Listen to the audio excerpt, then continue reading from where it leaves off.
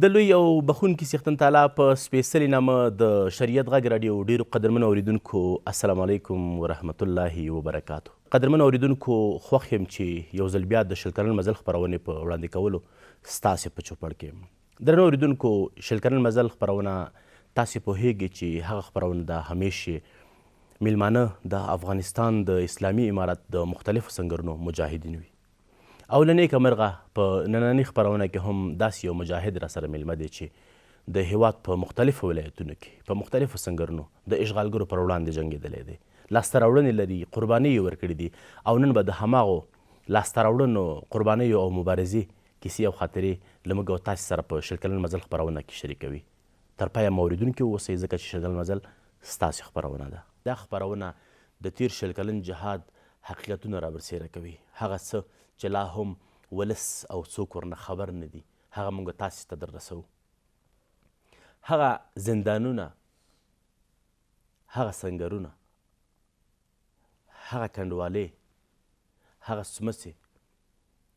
چې تاسې په هکله لا اورېدلي نه دي، موږ له مجاهدینو سره تاسې هملته ورولو. هغوی تاسو ته هماغه داستانونه غږوي. راسره اوسئ، د تیر شل کلن جهاد له مبارزو خبر شئ، د مجاهدینو له اتلولیو او قربانیو خبر شئ، او په دې به وپوهیږئ چې د افغانستان په پاکه خاوره نن د سولې او امنیت لمر چې راختلی دی، د دې لامل څه او دا د چا د زحمتونو پایله وه. راسره اوسئ. کله چې تا وویلې تا منډې وهلې او مور له قرآن کریم سره بام ته راوختله، څه فکر کې دغلته به د مور احساس څه و؟ او کله چې تا ته زنګ وهه په ټلیفون کې مور څه وویلې؟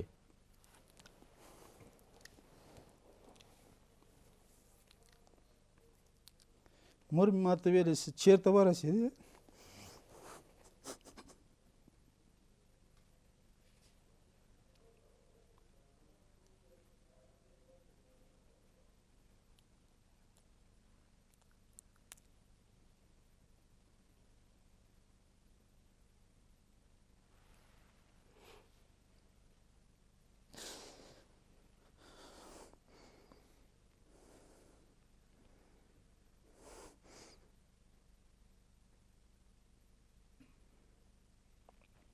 وګورئ،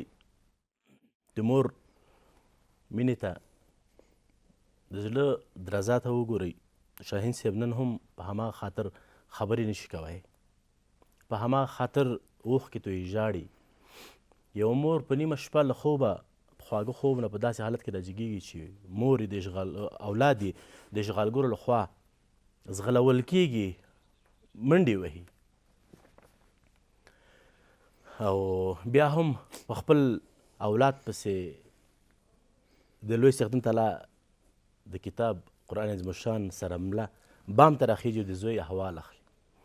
خو زړه طاقت نه کوي بیا هم چې تر څو سهار کېږي بیا زوی ته زنګ وهي او احوال یې ته چېرته یې؟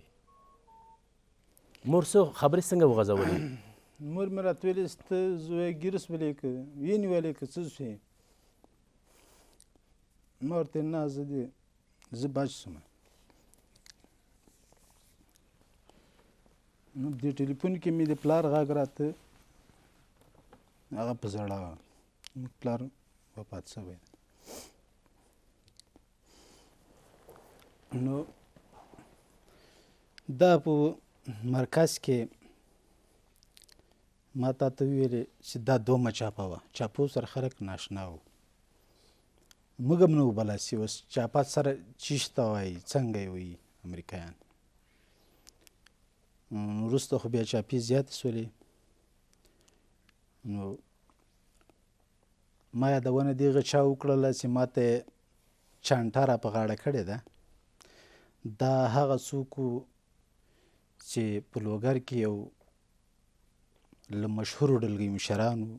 او جهادي رهبرانو څخه وو. هغه و چې په ډېر کم وخت کې په شهادت ورساوه. نو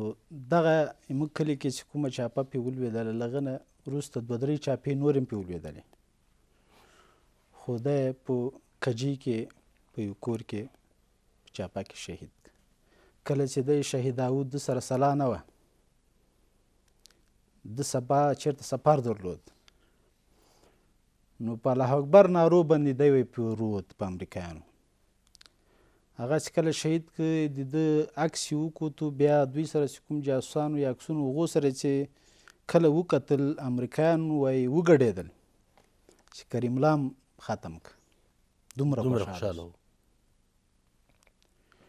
نو ما ته د تا د سوال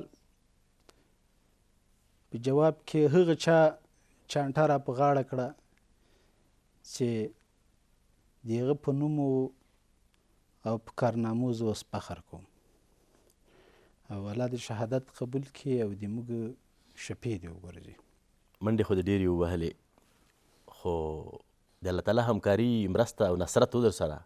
چې بچ شوئ. دا راته ووایي چې په جهادي مسیر کې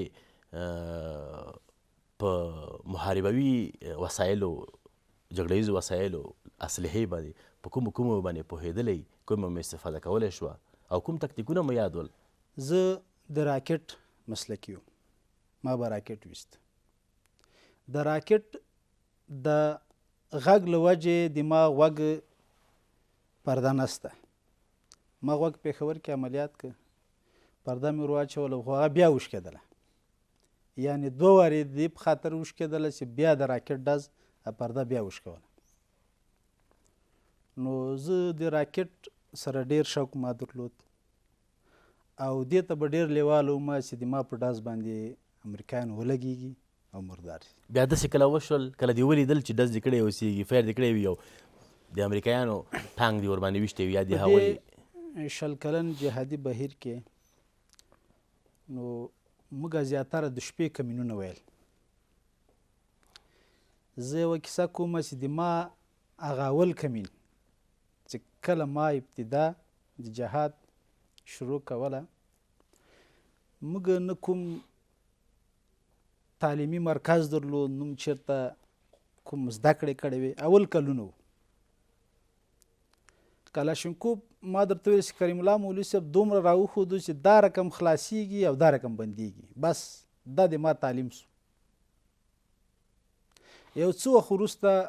په امریکایانو کمین برابر سو. نو ما په ډېر حتی تر دې پورې چې ما ورته وزړل چې ما بوزه، دوی ویل چې ته وړکی یې، هلته به پاتې شې، ما ورته نه پاتې کېږم. هغه و چې د ما داخله یې وکړه چې یاره دی به م د سره لاړ شي.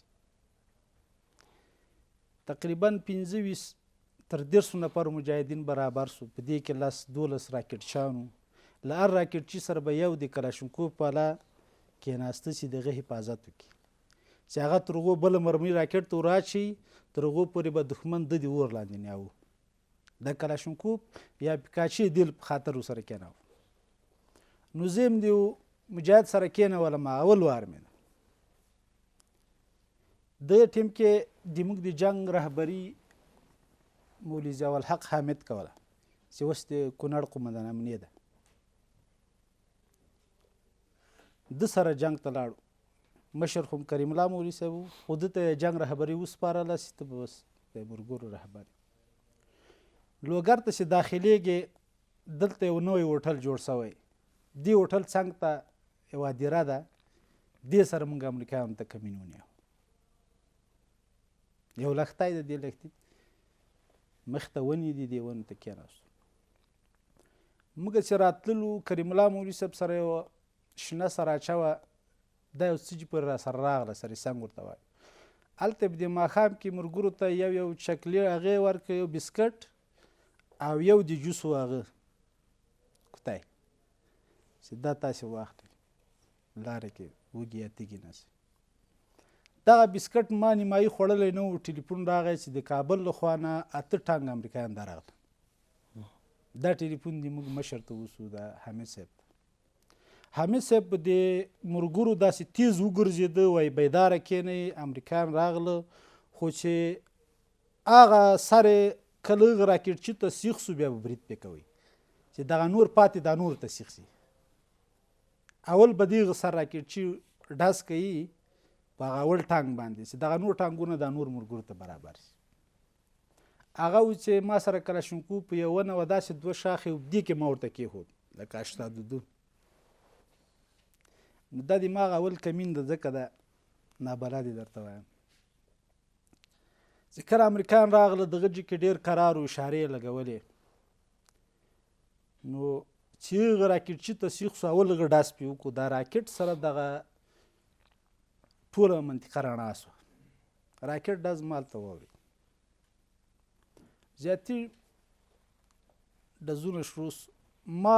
کوم ټانک چې ولاړو په دې باندې مخامخ کلشنکوف ډزونه کول نو هغه ملګرو موږ داسې غلچکي کار و ډېر کم وخت کې به مو کار خلاصاوه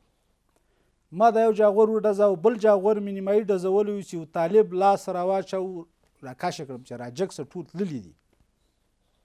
نو ما ته د هغه خوند راکاو چې دا ټانک ډزونه ویشته دي په دې نه یېرېدم چې یا به ولګېږم یا بل شی دویم ضربې کولې خو دوه درې ټانګه په راکټ خوراک سوي وو په هغه اور بل نو دغه طالب چې ما ته لاس راکړه خالد نومېده مخټی خالد دې داسې راکش کړم چې راجګ سه چې رامنډه مې کړله دغلته یو پټی خټ و کچالو چې کرلي وو په دې کې د طالبانو چا بوټونه هم کې پاتې سول دې خټه کې لږ مخته چې لاړو څرخه کې راغلل هغو دوره را باندې کوله چې اوس کوم مجاهد وویني ویولي خو موږ پړ مخې په لښتي کې پراته وو دا ما اورېدلي وو چې یاره دغه سلا دغه نوکان هم تایره ویني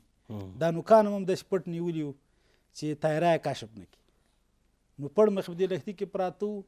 تایرې داسې ګزمې را باندې وکړې بیا دغه دوره به چې کله لرې سوله موږ به منډه وکړه دلته شهید سوی ده مفتي صاحب ګل احمد دی موږ د مرکز و نو چې منډه مو واخیستله دلته یو بل ویاله راځي په دې کې دا ویالې کې دی بند سو نو ما لاس ورکړه ما چې راجګ کړه دا ویالې کې د بوټونه پاتې سو نو هلته مې هغه ته ډېر ځکه بد سو چې هغه هلته تازه دغه غنم ریبول سوي وو په دې کې دا پښېلوڅې راته خدای ډېر خوږی نو ما ورته زه به خپل بوټ درکړم معاینه مې راکړه بیا راته ویلې چې دا کلشنکوف دې ما ته راکړه کله کله مخې ته څوک راوځي راکټ ته واخله نو کلشنکوف یې ما نه واخیست هغه راکټ ما تر واخیست دی له موږ نه مخکې روان و چې څوک موږ ته مجاهدینو ته خطر پېژني اتایرې بیا لاړې خو هغه کمین کې درې څلور ټانګونه امریکایان ختم سوي دا د ما هغه اول وار نور داسې پیښې ډېرې سوي چې په امریکایانو راکټ ویشتې دي اور یې اخیستی ده خو کمینونه موږ د شپې ویل نو ګیز به بیا اندازه ولګېده چې یاره څو ټانګه لګېدلي څومره امریکایان مړي دي زیاتره د امریکایانو مړي نه دوی خپله هم پټوله داسې ښکاره کوله نه اعلان کاوه چې دومره امریکایان مړه سو شاهین صاحب دغه سختۍ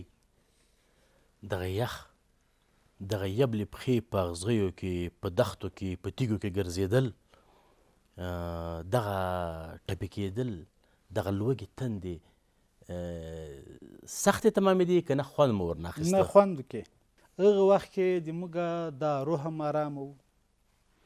او د هر شي خوند هم کاوه که نه په موږ دومره سختي تېرې سوي موږ به په داسې جي کې شپه کوله د غره بیخ کې یوه کوټه وه دا کوچانو به یې وړې جوړولې بیا به زمه تلله په هغه کوټه کې به بیا موږ د شپې ویده کېدلو خو د موږ هغه وخت کې هغه خوشحالي اوس نشته لکه هلته چې وه بیا مخکې د کور یادونه وکړله کور کې بیا کورنۍ دا ممانعت نه کوو چې ته مه ځه هغسې حالت در باندې تېر شو یا دا خو ستا عمر هم کم دی او هره ورځ د شهادت امکان شته دی کور به بې شاهي نه شي چا ممانعت نه کوو ممانعت خو خامخا انسان طبیعت مور و کورنۍ کډې دا کاوه خو د موږ جذبه او چې جهاد فرض و دې مقابل کې بیا موږ نسو منې کولی داسې پېښه م راغلې ده چې د شپې 12 بجې کمین ویل سوی نو چې هر چېرته به جنګ و کورنۍ دا فکر کوي چې دې جنګ کې به د ما زوی یا خاوند وي اوس سره خو دا احساسي نو دا د شی 12 بجې جنګ سوی ده داسې نیم ساعت وروسته د موږ کره 2 موټر راغلي د شپې د ما ورور کابل ته تللی دی بل میلمه مو سره ده دا د شپې راغلي داسې اتفاقي هلته جنګ سوی نو دا مور چې زه یاده کړم ماته زړه راځي د موږ مور به ماته په بام هره شپه ناسته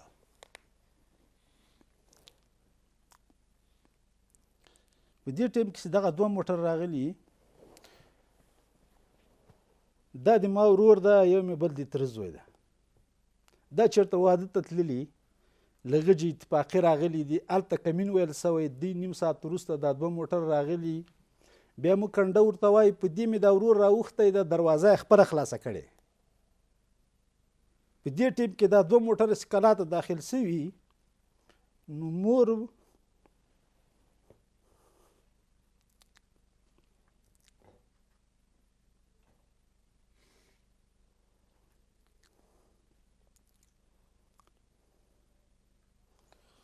مې دا فکر کړی چې یاره دا راوړ شهید شوی دی هلته دې ذوب کړی هغه دوی له واده راغلي خو هلته خو مور و کاډې سره دا احساس یې چې یاره زوی مې اوس لګېږي نو داسې واقعات هر چېرته پیښ سوي دي نو موږ یې منې کولو نه خو دا درد و دا غم یې ګاله دا یې په ځان تېراوه واقعا د افغانستان په تیر 20 کلن اشغال کې په تیر 20 کلن جهادي بهیر کې چې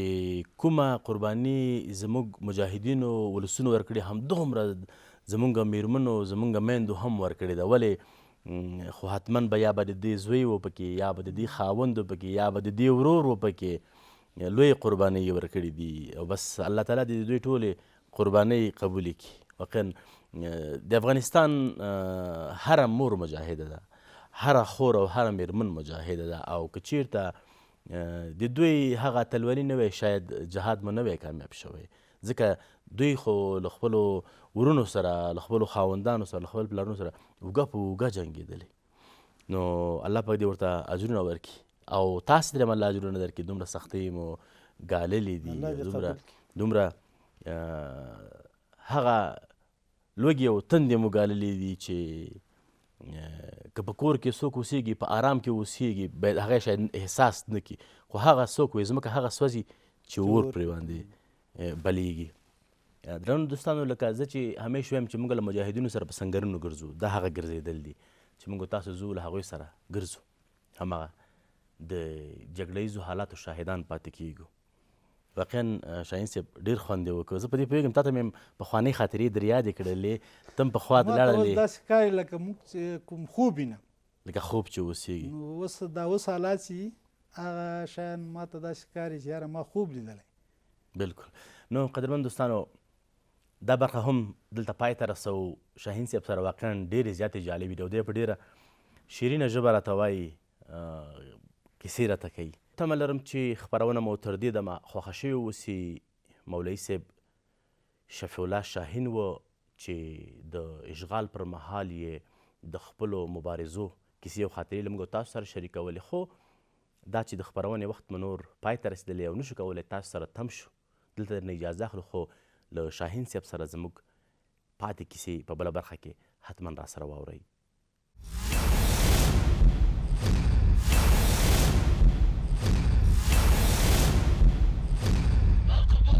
د افغانستان ملي راډیو ټلویزیون د دینی او ملي وجیبې پر اساس په 20 کلن مزل خپرونه کې د اشغالګرو هغه ټول وحشتونه او پر وړاندې د افغان میړني ولس سپېڅلی جهاد په مستنده بڼه را اخلي چې لا هم ناویلي پاتې دي تر څو د سپېڅلي جهاد دغه لوی تاریخي باب د حقایقو په پاڼو او فصلونو کې د نوي نسل لارښود شي دا او دې ته ورته نور مطالب په 20 کلن مزل خپرونه کې